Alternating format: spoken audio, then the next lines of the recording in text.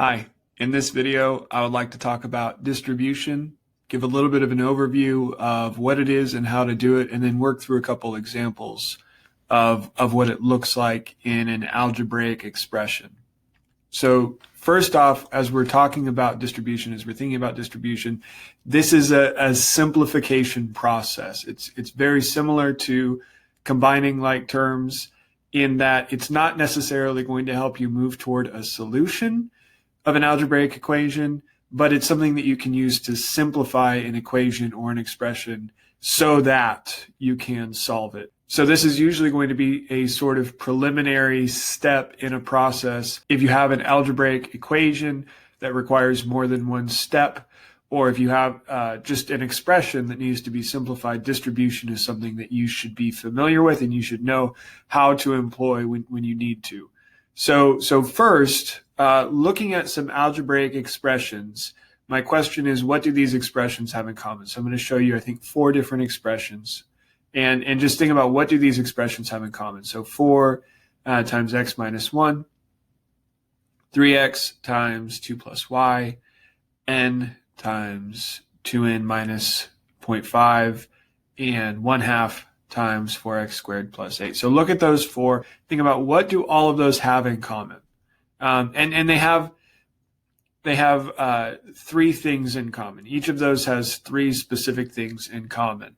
So try to identify what those are before we move on to the next slide. So here are 3 things that all of those expressions had in common, and these 3 things are what are necessary for distribution. The first is parentheses, and that might have been really apparent when you were looking at the 4 expressions. You might not have noticed that they all had parentheses, but that's number 1. In order to distribute, you must have parentheses. Number 2, there needs to be a variable inside of the parentheses. There needs to be more than one term, and at least one of those terms needs to have a variable. And then the third thing that all of those had in common, the third thing that's necessary for distribution, is that there needs to be a term in front of the parentheses. The term might just be a number, it might be a variable with a coefficient, but there needs to be some kind of a term in front of the parentheses in order to do distribution. So let's look at those 4 examples, and let's go through the steps, the process for each of those 4 examples that I showed you. The first one was 4 times x minus 1. So when you're distributing, you're going to take the term, the entire term that's in front of the parentheses, so in this case 4, and you're going to multiply it by both of the terms inside of the parentheses. Or if you have 3 terms, if you have 4 terms inside of the parentheses, you'll multiply it by each of those terms separately. So we'll start with 4 times x. We'll multiply 4 and x, and then we'll do 4 times negative 1. So we'll do sort of 2 different multiplication processes in this expression to simplify it. So first we'll do 4 times x, and then we'll do 4 times negative 1. And you'll notice I'm using parentheses here. I wrote the x in parentheses. I wrote the negative 1 in parentheses. That's just kind of like a shorthand way. That's a different way of writing multiplication. What I'm communicating is that we're multiplying. If you're not used to seeing parentheses used in that way, it's just one way to use parentheses. It's a different way of writing multiplication, and it's something, especially as we're looking at distribution, as we're looking at algebra, it's something that you're going to come across occasionally. So be familiar when you see something like that. 4 and then x in parentheses, that's still multiplication. So 4 times x is going to give us 4x. 4 times negative 1 is going to give us negative 4. So once we've simplified our expression, our new expression is 4x minus 4. And that's as far as I can go. Because this is an expression and not an equation, I cannot solve it.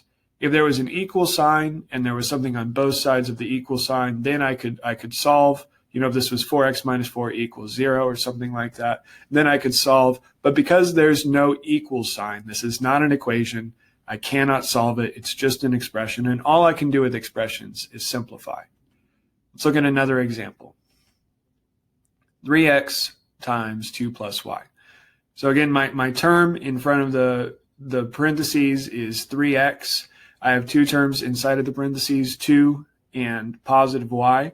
So I'm going to multiply the 3x outside of the parentheses by 2, and then I'm going to do 3x times y. So that's going to give me these two multiplication problems, 3x times 2, 3x times y. I'm going to go ahead and multiply those, 6x and 3xy. That's as far as I can go. I can't combine like terms because these are not like terms. 3xy has a y, 6x has an x.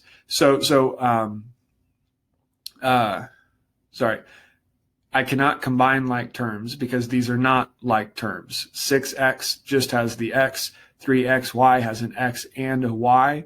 So because 3xy has that y, I can't continue, I can't add these together. I just have to leave it like it is. That is our simplified expression. The next one, n times 2n minus 0.5. So the term outside of the parentheses here is n, two terms inside of the parentheses. And this one's going to be a little bit different. You might already sort of anticipate what's different about this one, but I'm going to be multiplying a variable by itself. I'm going to be doing n times 2n, and that's going to do something a little bit different. When I multiply a variable by itself, the exponent is going to change, and it's only when I'm multiplying, and it's only when the two variables are the same that the exponent is going to increase. In this case, n times n gives me n squared, so n times 2n makes 2n squared. N times negative 0.5 gives me negative 0.5n. Again, these are not like terms. I can't combine them. That's my new expression, 2n squared minus 0.5n. And we have one more. And we have one more example. This is the most complicated, and I added something a little bit additional here that you might already see. 1/2 times 4x squared plus 8 plus 3. And notice when you're looking at this expression, the plus 3 is outside of the parentheses. So when I'm distributing, I'm going to take the term that's in front of the parentheses, and I'm going to multiply it by both of the terms inside of the parentheses. I'm not going to multiply it by that final term, that plus 3, because that's outside of the parentheses. So let's go ahead and see what this will look like. First, I'm going to do 1/2 times 4x squared, and then I'm going to do 1/2 times 8. That positive 3, sorry, the circle's a little bit off. That positive 3 is going to stay completely the same. So I have 1/2 times 4x squared plus 1/2 times 8 plus 3. That plus 3 hasn't moved, hasn't done anything. It's still there. It's just waiting its turn to be involved in this simplification. 1/2 times 4x squared is 2x squared. 1/2 times 8 is 4. So now I have the expression 2x squared plus 4 plus 3. I have simplified, but I can actually simplify further. I can go ahead and do one more step, which is combining like terms. So this is where I'm going to bring that positive 3 in. I'm going to add the 4 and the 3. It's going to become 7. I have 2x squared plus 7. So this has been sort of a definition of distribution, a reminder of the necessary pieces of distribution, and then we've worked through a couple examples. If you have questions or if there's any lingering confusion, feel free to leave a comment, send me an email, let me know. Thank you for watching. I hope that you found this helpful.